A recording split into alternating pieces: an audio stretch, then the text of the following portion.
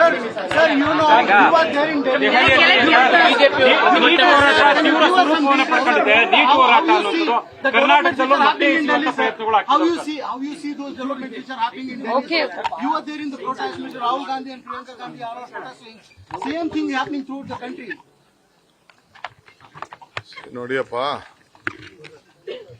ನಾವೆಲ್ಲ ನಮ್ಮ ಮಕ್ಕಳ ಭವಿಷ್ಯದ ಬಗ್ಗೆ ಸ್ವಲ್ಪ ಕೆಳಗಿಳಿಸಿ. ಅದಕ್ಕೆ ನಮ್ಮ ಮಕ್ಕಳ ಭವಿಷ್ಯದ ಬಗ್ಗೆ ನಾವು ಪ್ರತಿಯೊಬ್ಬರು ಕೂಡ ಚಿಂತೆ ಮಾಡ್ತೀವಿ. ಸುಮಾರು 100ಕ್ಕೂ ಹೆಚ್ಚು ಸಂದರ್ಭದಲ್ಲಿ ಪೇಪರ್ ಲೀಕ್ ಆಗಿದೆ.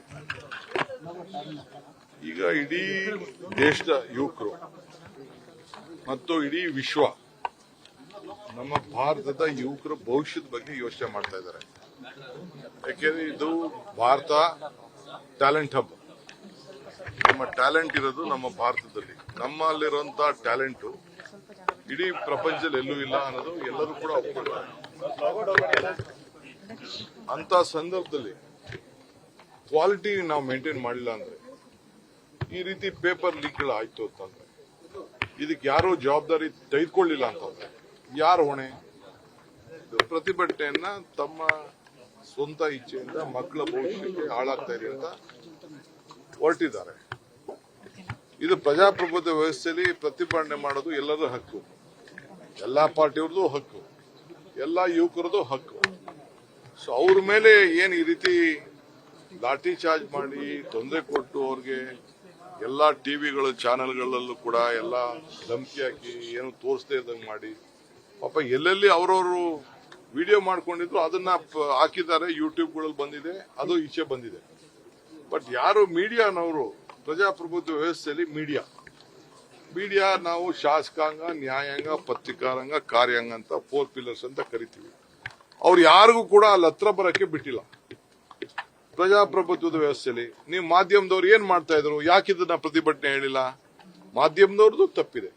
ಅವ್ರು ಹೇಳಿರ್ಬೋದು. ನಿಮ್ದೇ ಆದಂತ ಇದನ್ನ ಸೋಷಿಯಲ್ ಮೀಡಿಯಾಲಿ ಬಂದ ಮೇಲೆ ಆಮೇಲೆ ಕೆಲವು ಮಾಧ್ಯಮದವರು ಇದನ್ನ ಪಿಕಪ್ ಮಾಡ್ತಾ ಇದ್ರು.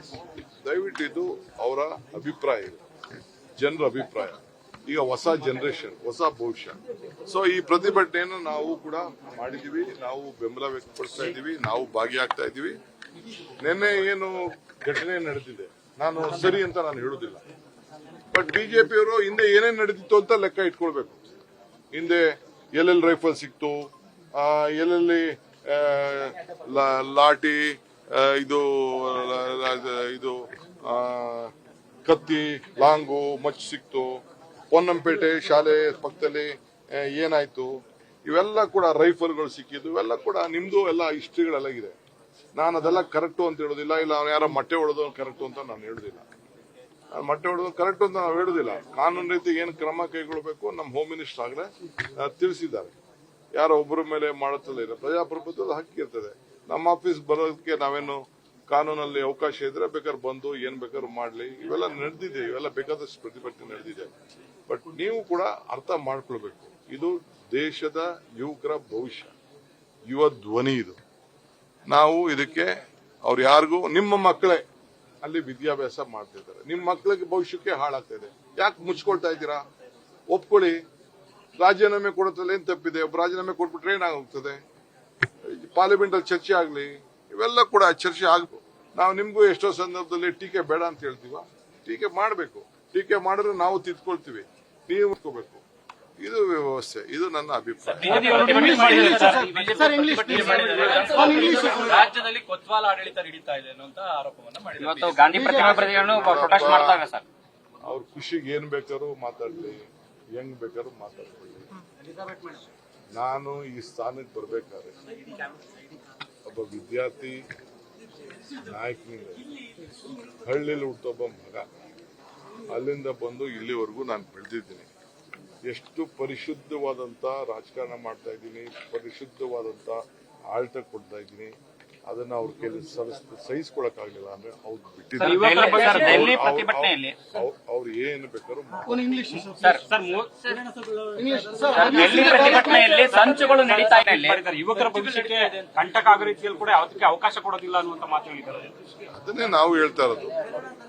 ಈಗ ಟ್ವೀಟ್ ಮಾಡಿದ್ದಾರೆ, ಫಸ್ಟ್ ಡೇನೆ ಟ್ವೀಟ್ ಮಾಡ್ಬೇಕಾಯ್ತಲ್ಲ. ಪ್ರಧಾನಮಂತ್ರಿಗಳು ಆ ದಿನನೇ ಅವರು ಎಚ್ಚೆತ್ಕೋಬೇಕಾಯ್ತಲ್ಲ. ಇಷ್ಟು ಜನ ಈಚೆಗೆ ಬಂದ ಮೇಲೆ ಎಚ್ಚೆತ್ತುಕೊಳ್ಳೋದಲ್ವಲ್ಲ. ನ್ಯೂಸ್ ಫಸ್ಟ್ ನಿರ್ಭೀತಿಯಿಂದ ನಿಮ್ಮ ಪರವಾಗಿ.